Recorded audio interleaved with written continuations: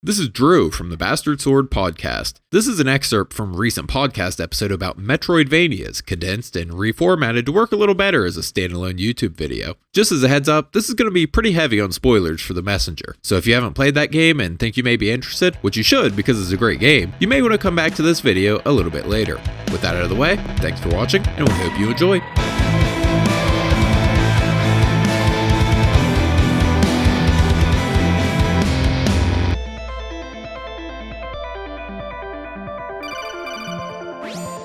Have you played The Messenger?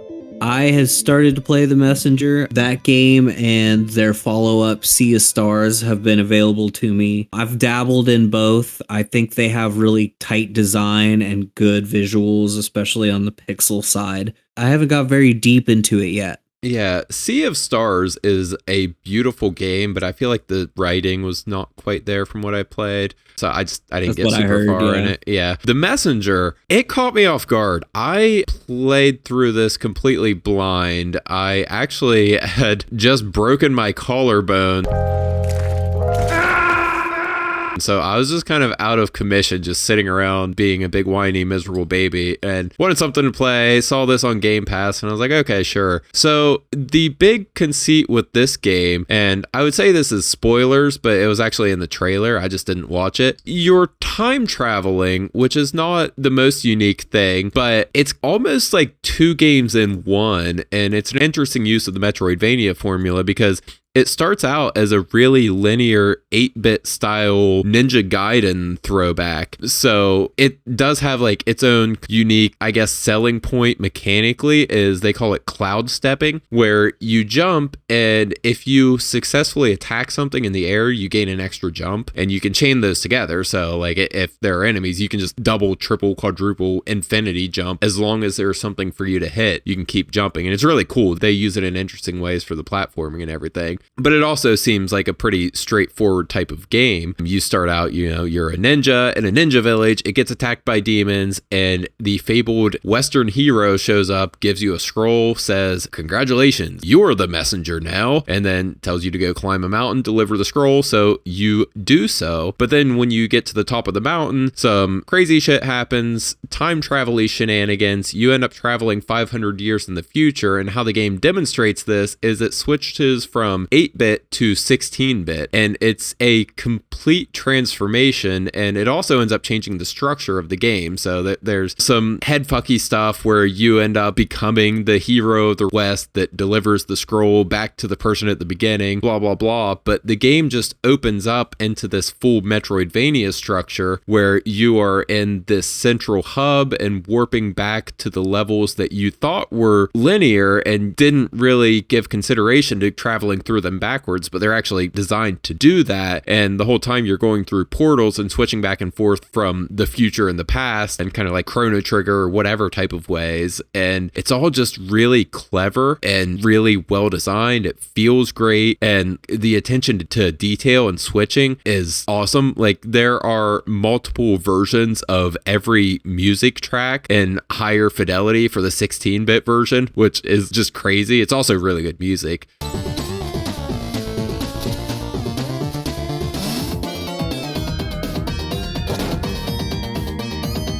But it's just really, really good. I saw a lot of complaints about the second half. Some people said it feels a little meandering and drags a little, but that was not necessarily my experience with it. I just really enjoyed it overall. It did pretty well. The studio, like you said, was able to make Sea of Stars, which actually takes place in the same universe, apparently. That's what I've heard. There's like connected lore. Yeah. But it doesn't really seem to get mentioned a lot as, one of the top tier Metroidvanias, which I think is kind of a shame because I think it did a lot of things uniquely in the way it sort of presents itself as something different for the first half and has some cool little gameplay conceits. And the bosses are generally fun and well designed, and it has a lot of fun things with the time travel. Like you can travel to the past and see someone like planting a seed, then you travel to the future and you see it fully grown and just stuff like that. It's a real solid game all around that I just enjoyed and wanted to shout it out a little. You sound like a man who's covered this game before.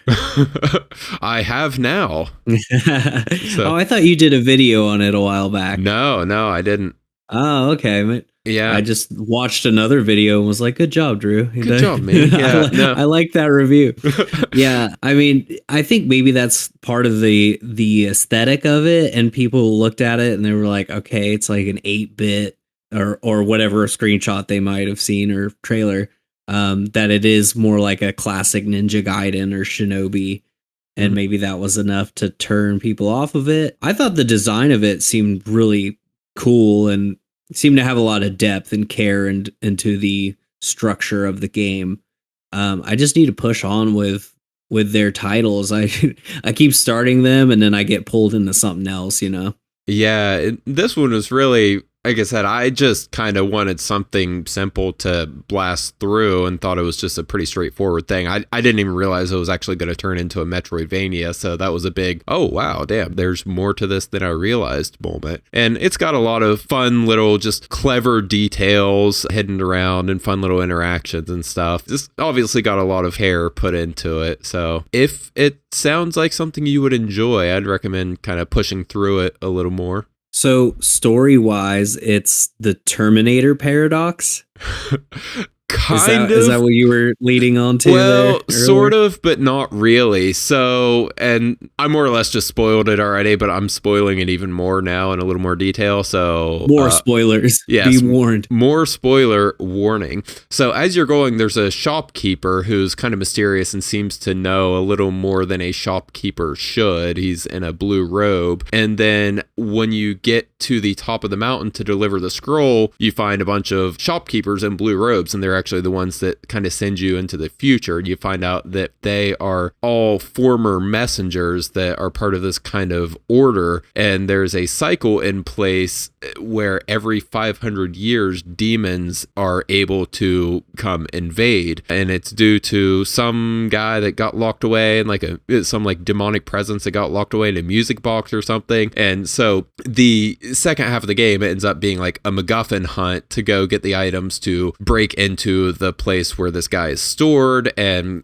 kill him, put an end to the cycle once and for all, that sort of thing. Okay. When you lay it out like that, it seems like a little bit like more interesting than what I had taken it for at face value. And I'm not going to say the story is the best thing, but it has fun writing. It's pretty lighthearted, but also has some kind of cool concepts that reach a little higher than you may expect. That's great. Yeah, I'll have to put more time into that and give it a go.